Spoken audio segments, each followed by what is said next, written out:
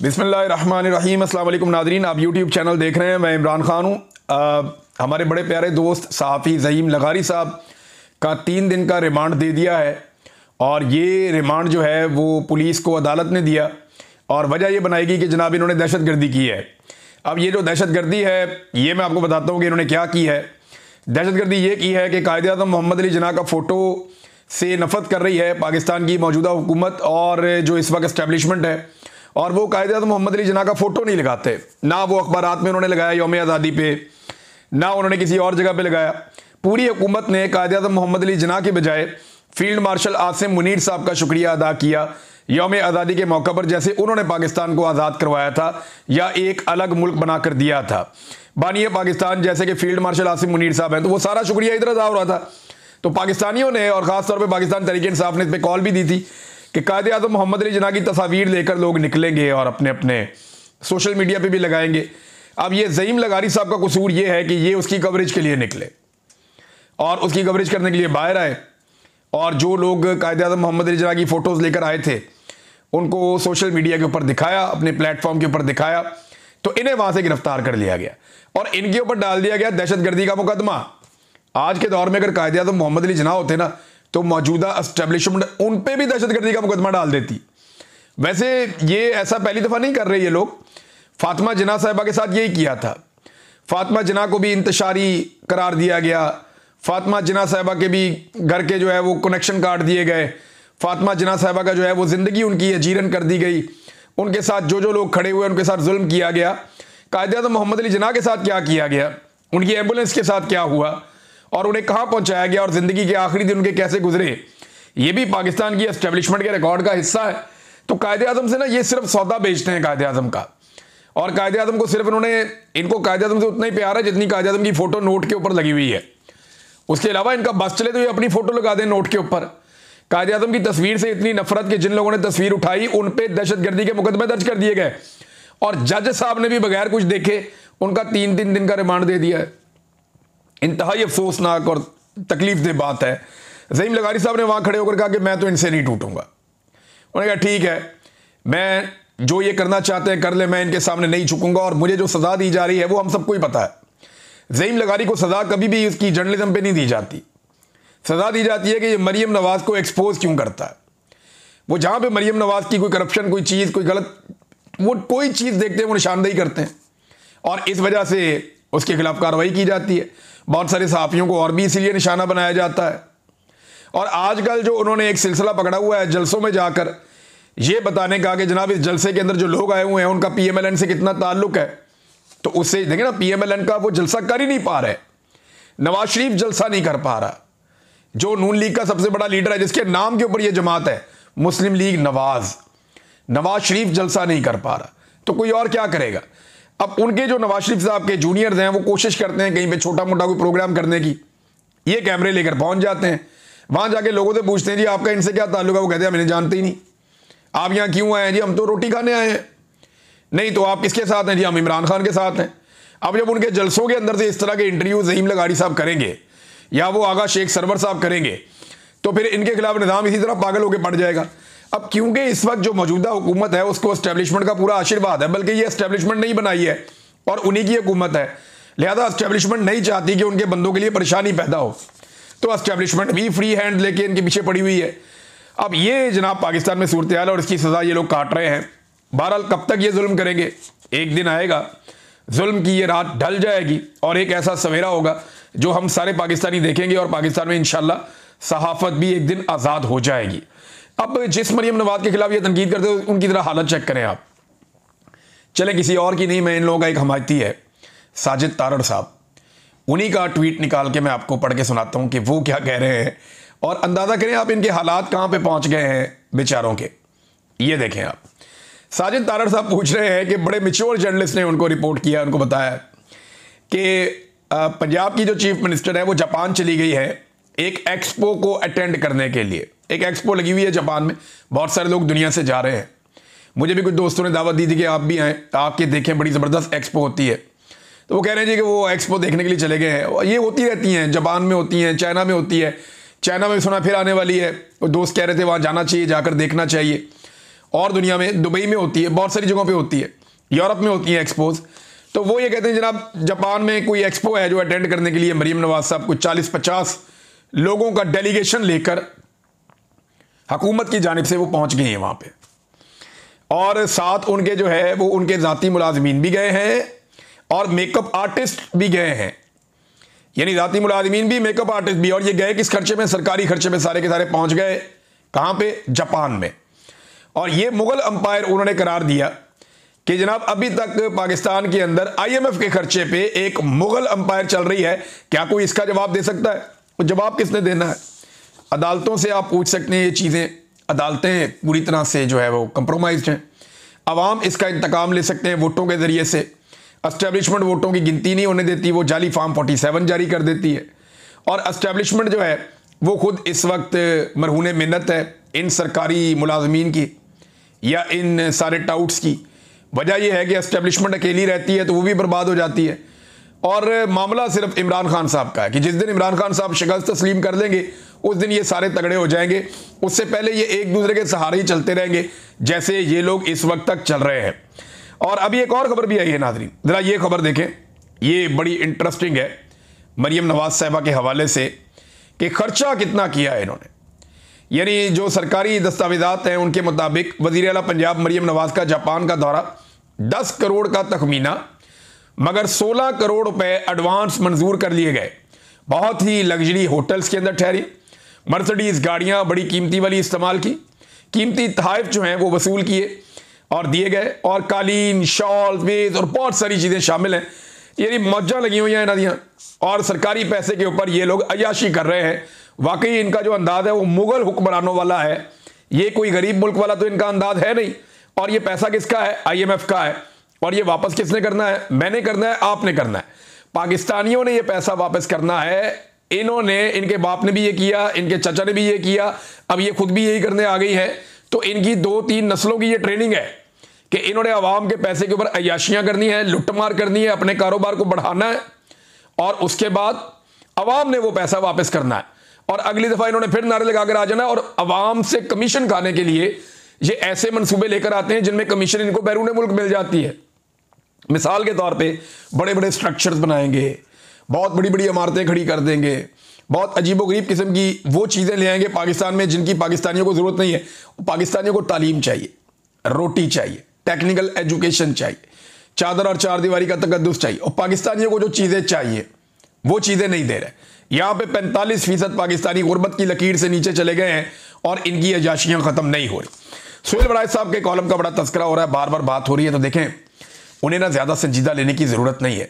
उनकी ये पुरानी आदत है, वो हमेशा से जो हाजिर ड्यूटी अफसरान होते हैं उनकी खुशामद करते हैं, हमेशा से उनकी गेम चुक कर रखते हैं। जो भी जर्नैल इस वक्त मौजूद होगा इक़्तिदार में, सुहेल बड़ाइच साहब का फेवरेट होगा, और वो उसके लिए नहायत ही बाअदब और बड़े शानदार अल्फाज उसको हमेशा वो खराज तहसीन पेश करेंगे। लेकिन जब कोई जर्नैल रिटायर हो जाता है तो उसके बारे में कुछ बातें करके वो अपने आप को इनकलाबी भी साबित कर देते हैं। 2019 का एक कॉलम देखें, यानी नवाज शरीफ साहब से इनकी वाबस्तगी कैसी है और मियाँ साहब से सुहेल बड़ाइच साहब कितना प्यार करते हैं, ज़रा देखें आप। आज इमरान खान की जेल आपने देख ली कैसी काट रहा है। अब ज़रा आप नवाज शरीफ की जेल के बारे में 2019 में जब नवाज शरीफ डील कर रहे थे और डील करके फौरी तौर पर बरतानिया पहुंच गए थे, उस वक्त का सुहेल बड़ाइच साहब का डील से बिल्कुल चंद दिन पहले का ये कॉलम ज़रा चेक करें आप। उसने जेल के अंदर मुदाफियाना मज़ामत शुरू कर रखी है। वो हरफ शिकायत ज़बान पर नहीं लाता, बीमारियों का इलाज करवाने को तैयार है, अस्पताल शिफ्ट होने को तैयार नहीं है, वो हुकूमत की मर्जी की डील करने को भी तैयार नहीं है। वो हमेशा से ज़िद्दी था, अब भी ज़िद्दी है। खामोश हो गया मगर मौक़िफ़ बदलने को तैयार नहीं। वो जारहियत नहीं कर रहा मगर सरेंडर करने को तैयार नहीं। वो ताहाल जीत नहीं सका मगर वो शिकस्त तस्लीम करने को तैयार नहीं। ये जनाब 2019 में सुहेल बड़ाइच साहब ने ज़मीन आसमान के खिलाफे नवाज शरीफ साहब के मिलाए हुए थे। अस्पताल नहीं जाएगा, नवाज शरीफ साहब अस्पताल पहुंच गए, पूरा टब्बर अस्पताल पहुंच गया उनका।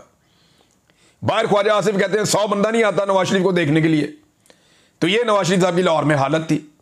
फिर वो कहते हैं अस्पताल शिफ्ट होने को तैयार नहीं, वो अस्पताल शिफ्ट भी हो गया।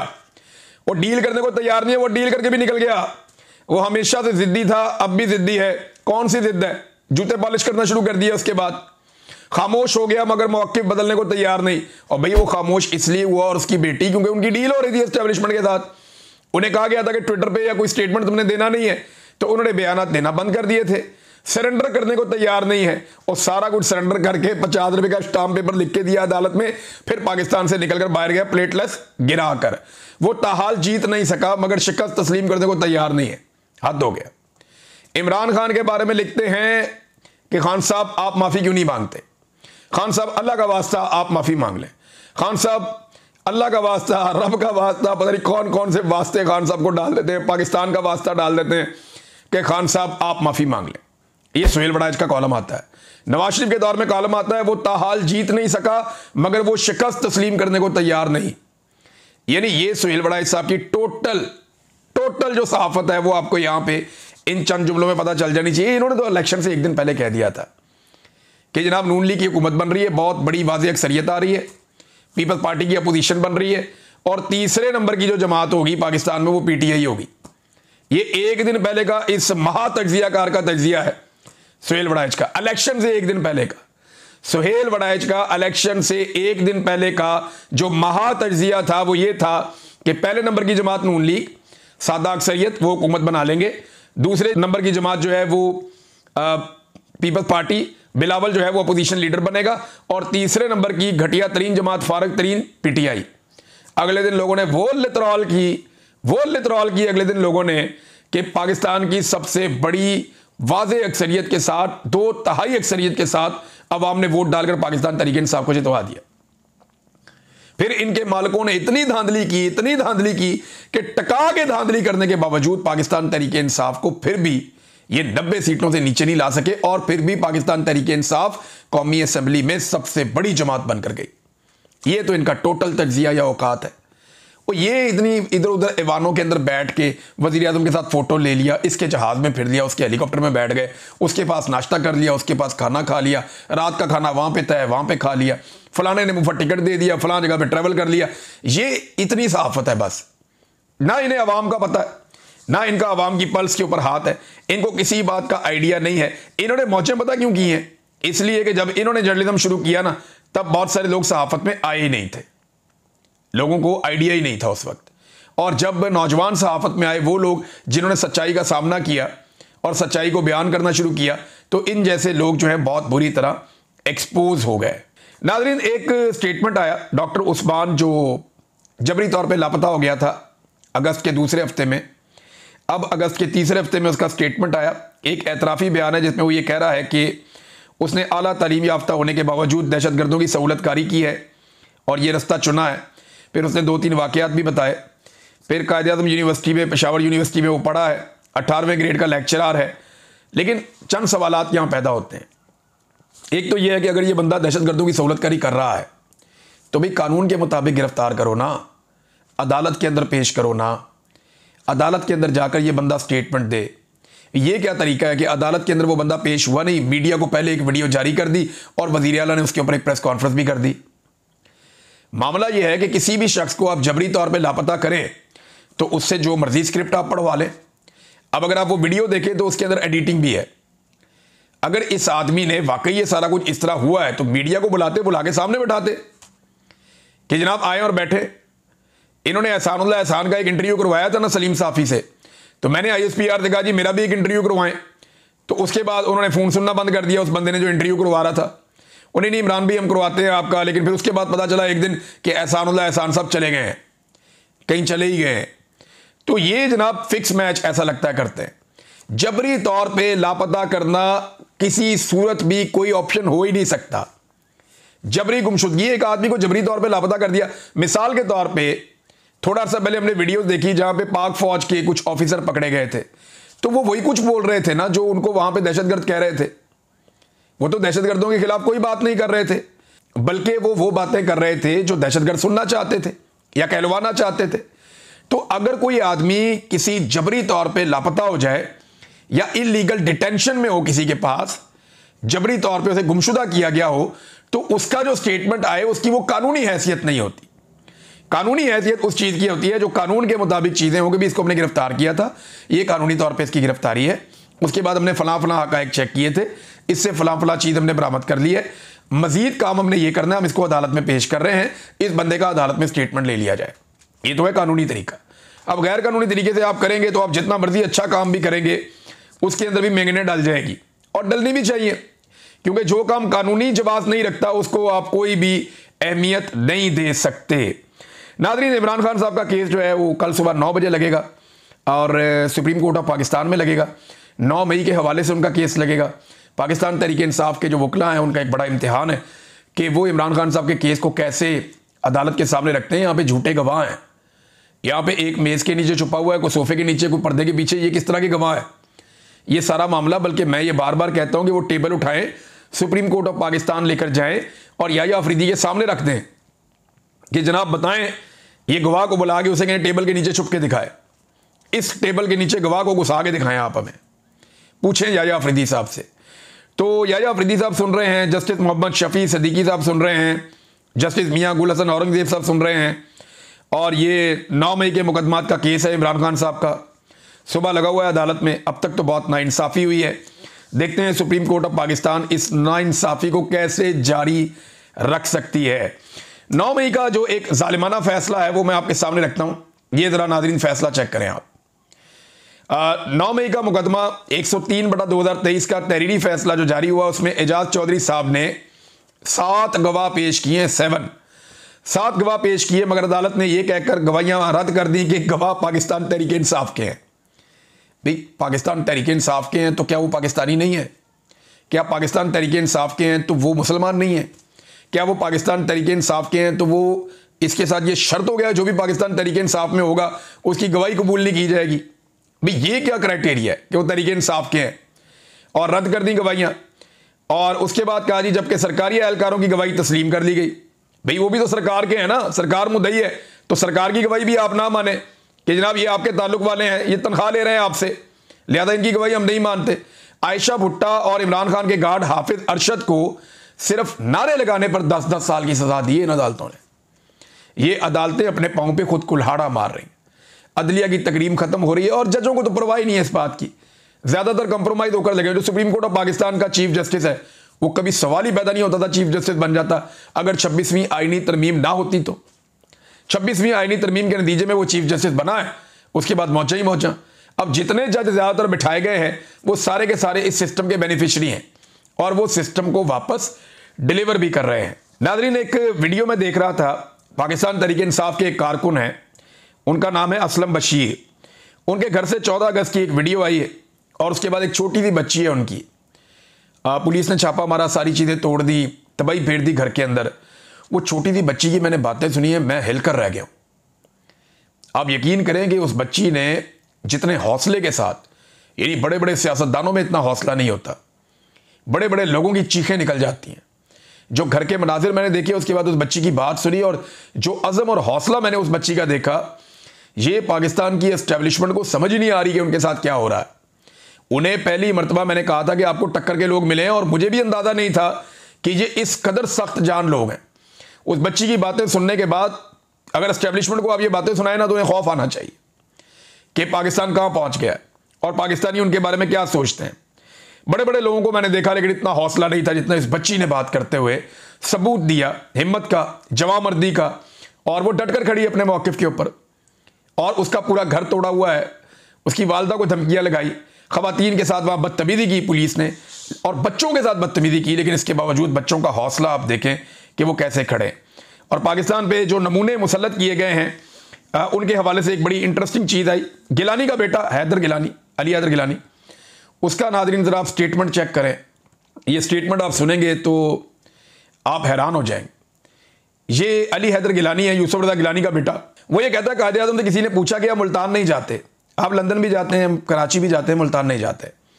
तो वो कहता है जी कि कायदे आज़म ने कहा कि मुल्तान में मेरी सूरत में गिलानी मौजूद है।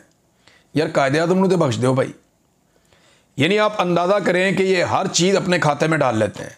भाई कहाँ गिलानी, कहाँ कायदे आज़म। कायदे आज़म एक उसूलों का मीनार, गिलानी कभी इसको पैसे दे, कभी उसको पैसे दे, कभी उससे पैसे ले। एक बच्चा इनका फिडरेन के केस में था, वालिद जो है वो एक हार लेके चले गए थे। और इसके अलावा आप ये भी देखें ना कि एक बेटा जो है वो अरकान असेंबली को, उसकी वीडियो मौजूद है, वो पैसा बांट रहा है और उनसे वोट खरीद रहा है। कि हमारा बाप जो है वो सेनेटर बन जाए। तो ये कहाँ गिलानी, कहाँ कायदे आज़म, खुदा का नाम लें। अब तारीख को मसक करते करते अब तारीखी शख्सियात के ऊपर भी इन्होंने अटैक कर दिया है।